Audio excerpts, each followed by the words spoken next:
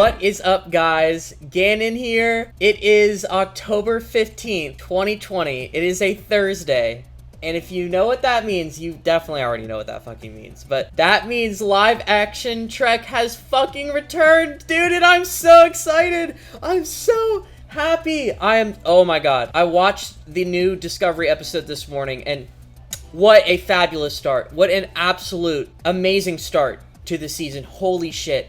I am so happy to be here right now reviewing some live action Trek in the form of Discovery. I know I've reviewed live action Trek before, and I reviewed Picard, but the first season of Picard was weak. Looking back on it, regardless of what I said in those reviews, looking back on the first season of Picard, objectively, it was weak. But regardless, okay, the first episode of Discovery Season 3 was fucking immaculate. It was really good. It was such a strong start. Dude, this is the shit that I live for. This is why I'm alive. This is why I'm alive. I've busted out the Discovery jacket. You know, the reflective materials kind of fucking with my green screen, but that's fine. It's definitely not fucking with our vibe. We are now in the 32nd century. The Discovery and Michael Burnham have traveled into the 32nd century. Not the Discovery yet. The Discovery actually hasn't traveled all the way through the wormhole.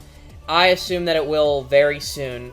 Or maybe it already has traveled through the wormhole and it's just appeared somewhere else. We really don't know the answer to that yet. Anyways, we're in the 32nd century, and Michael Burnham comes through the wormhole. She gets fucking decked by a ship who is being flown by our, new lead cast member. I don't really remember the guy's name, something Ajala. But anyways, his name is Cleveland Booker. He goes by Book. He has this cat, which is, really fucking cool of him, named Grudge. And I'll be real with you guys, I was pretty unconvinced by his character. I wasn't convinced that I was going to like it at first. He has a pretty thick British accent and,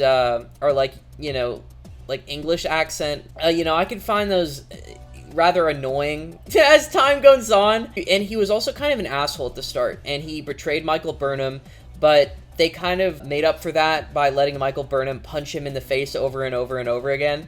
Okay, so the first thing they did right, guys, was Michael Burnham landed on the planet, and the first thing she does, just like in Season 1, one of the very few things she does is we get to see some badass Vulcan karate. Booker goes and tries to, fight with Michael Burnham, and you can tell from a mile away that Michael Burnham is going to kick his ass, because Michael Burnham's sick. She spent all of her childhood on Vulcan, and she knows Vulcan karate. She's a Starfleet commander. She's highly qualified to be able to kick anybody's ass in hand-to-hand combat. So they land down on this planet, and let me also say, guys, that one of the few things I've been worried about is there has been a lot of talk, and this may just come from, the new Trek haters. We know for a fact that CBS isn't in, the greatest financial state, so I was wondering if there was going to be, budget cuts, if perhaps this season of Discovery wasn't going to look as pretty as previous ones. No. There has been no quality degradation. The thing that you can give Discovery all the credit in the world for is that it is an absolutely fucking gorgeous series.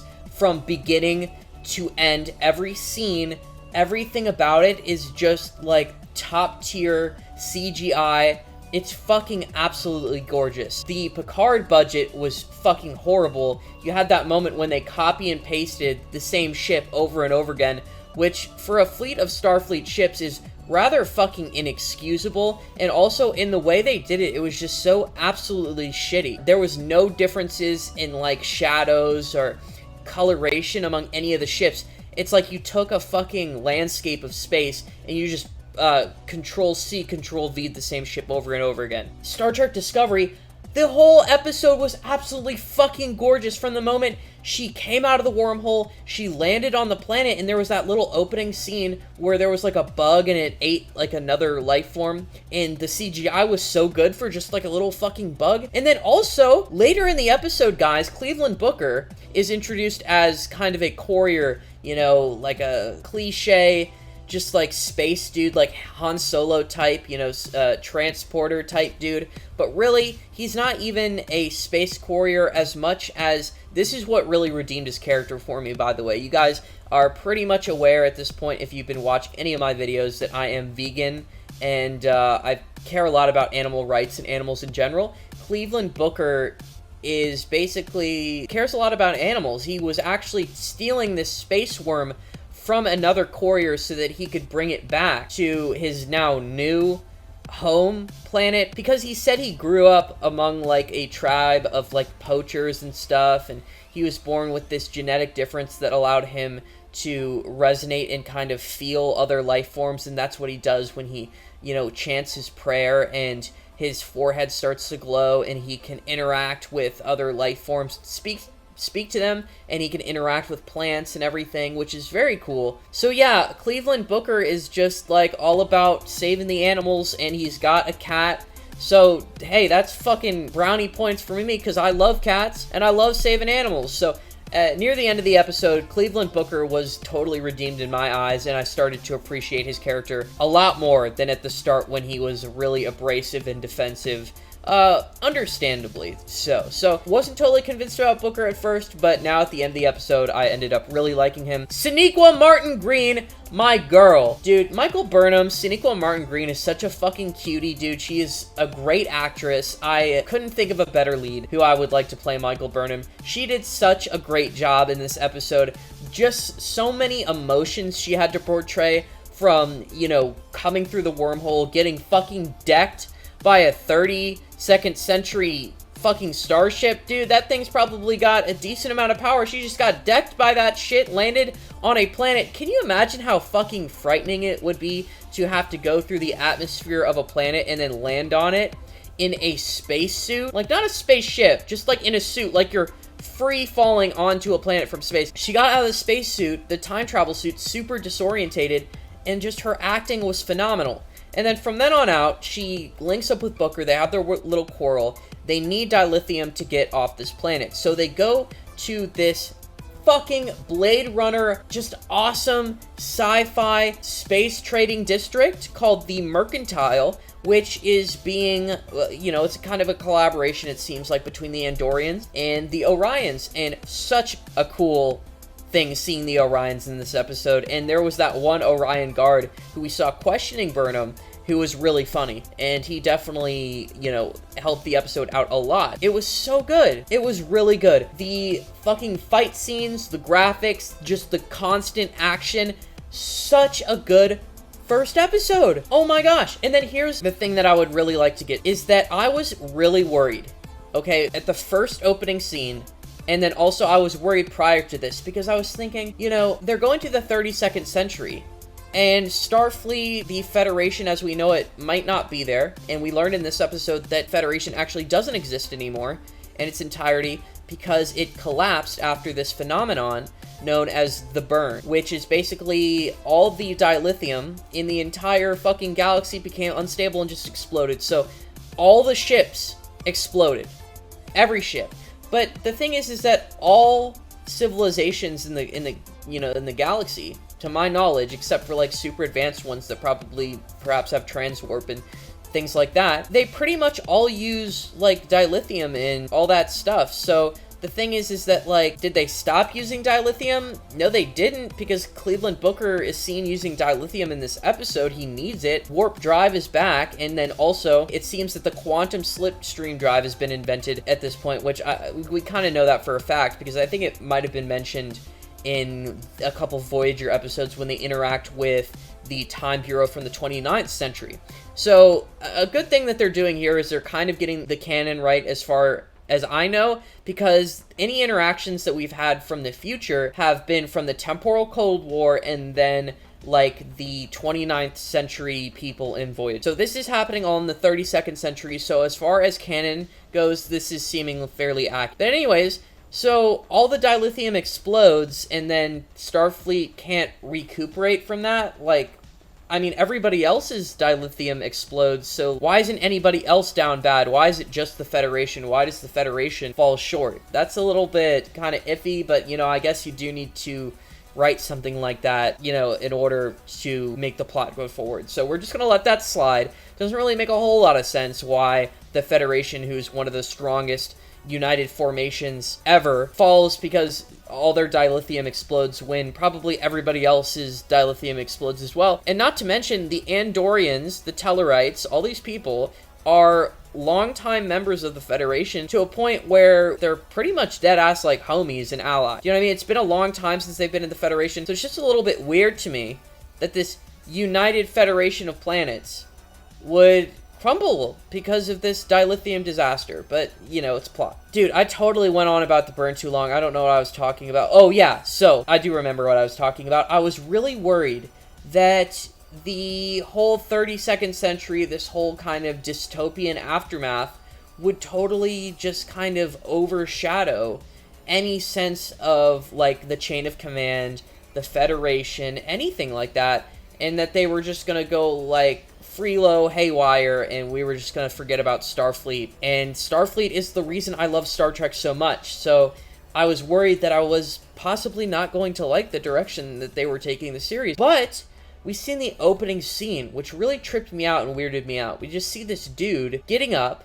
brushing his teeth, getting off this super futuristic space bed, and I looked at this individual, and at first I thought, I was like, dude, is this even like a real person? Is he a hologram? Is he some sort of AI? The thing is that we go back to the end of the episode. While I was initially kind of feeling insecure about that scene and a little bit worried at first, that grew into my actual favorite fucking part of the episode. Because at the end of the episode, when Booker and Michael get the dilithium, they escape the mercantile, you know, they go by Booker's home and they drop off the space worm, and we learn that Booker is basically a 32nd century animal rights activist. Booker takes Michael Burnham to kind of an abandoned space station that was owned by the Federation, and they go there and they find this individual just sitting at a desk, and it was the guy that we saw in the opening scene. And just such a fucking wholesome, beautiful moment. We learned that this guy's name, his name is a little bit hard to pronounce. It's, I only remember the last part of it, which is like Sal. I'm gonna call him Sal. That's what I'm going to refer to him as. Sal has been waiting there for literal decades, just waiting for anybody from the Federation, like, who's, like, pure of heart to show up and, like, show him any love. And then here comes Commander Michael Burnham, all the way from the 23rd century, and she shows up, she's like,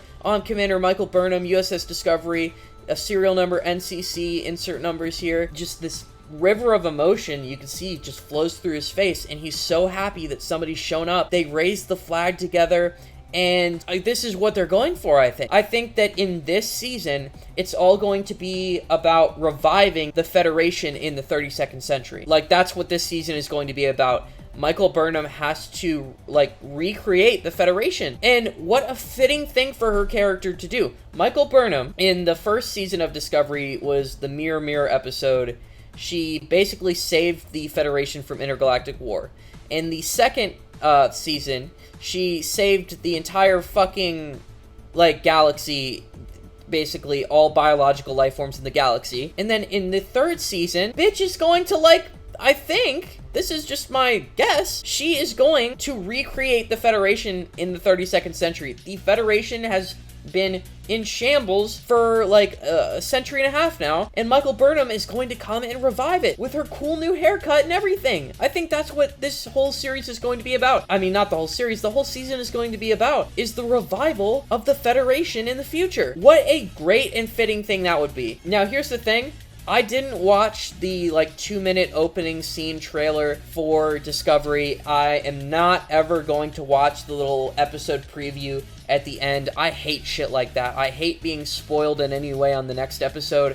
I like coming in fucking dry as fuck, baby. I watch one episode, I don't pay attention to anything else, and then I wait for the next one to come out. And then I watch that. I don't watch the ending, like, fucking, like, next time on Discovery. I hate that shit.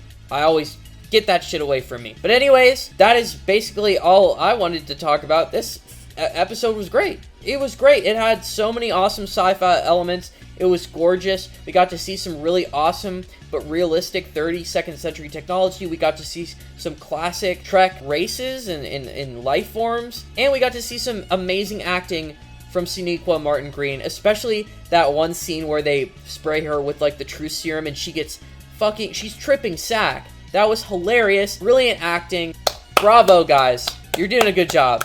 The first episode of Discovery, doing a good fucking job. Oh, just like one thing I would like to reference in this episode is when they cornered Booker and Michael Burnham in front of his ship, and then a bunch of those dudes just kind of teleported in front of them and were pointing guns at them. I think, I'm not 100% sure, but I think one of the people, there was like a Tellarite, there was the Andorians, there was, you know, the Orion, but I think there was a Lurian there, you know, and a Lurian is the same race as Morn, you know, from DS9, that weird-looking guy who sat at Quark's bar all the time, and there was that whole episode where they thought he died, where it was called Who Mourns for Morn. But yeah, no, it was really cool seeing a Lurian. Really cool little reference right there. Oh my gosh, I'm so fucking excited. I can't wait to see the rest of the Discovery crew very soon. I can't wait to see my two other favorite characters of the Discovery crew, fucking Lieutenant Stamets and also Dr. Culber. I cannot wait to see what those two are up to, because if you remember, last season was so fucking scandalous, and they just had so much drama because Culber basically was revived and came back to fucking life, dude. So that's really crazy. I can't wait to see them. I can't wait to see the Discovery again. I can't wait to see more of this beautiful CGI, more of this beautiful acting. I'm not disappointed. I'm definitely not disappointed at all. I'm giving this episode a solid 7. A solid 7. It was a beautiful start. Actually, 7 to 7.5, really. It was a beautiful, excellent start to the season. Nothing too crazy and out of this world, like it deserves like an 8 or a 9 or a 10, but just fucking solid. I really enjoyed it, and I just had a great time this morning watching some more Star Trek, because this is the shit I live for, is when new Star Trek comes out. Anyways, guys, thank you so much for watching another Star Trek review. If you are enjoying the content you see on the channel, I would be very flattered if you were to subscribe. Please leave a like, and if you have anything to share with me, please leave a comment down below. I'll be sure to get back to you. And with that, I'm going to have to see you guys in the next one. Peace.